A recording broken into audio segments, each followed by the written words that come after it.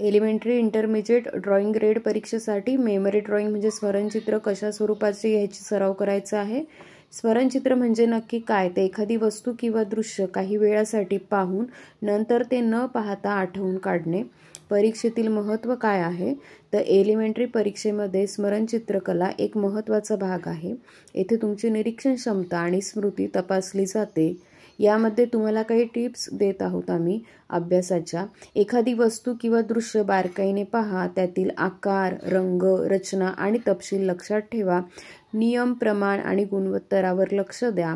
चित्र काढत असताना क्रम आणि सुसूत्रता ठेवा। यामध्ये सराव अतिशय महत्त्वाचा आहे। स्मरणचित्रकलेचे स्पष्टीकरण तुम्हाला स्वतःला असले पाहिजे। उदाहरणे आणि नमुने तुमच्याकडे असले पाहिजे। याकरता करावयाचा अभ्यास हा कशा स्वरूपाचा आहे तो पाहूया। तर यासाठी सराव प्रश्नपत्रिका पहा।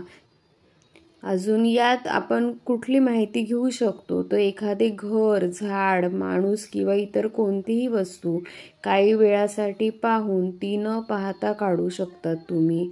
घराचा आकार, खिडक्या, दरवाजे, छप्पर, रस्ता, झाडाची पाने, फांद्या, माणसांची उंची, कपडे इत्यादी गोष्टी लक्षात घ्याव्यात।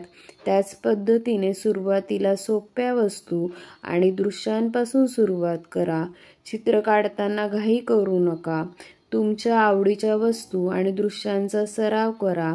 तुमचे चित्र अधिक चांगले करण्यासाठी इतर लोकांची चित्रे पाहून प्रेरणा घ्या। धन्यवाद।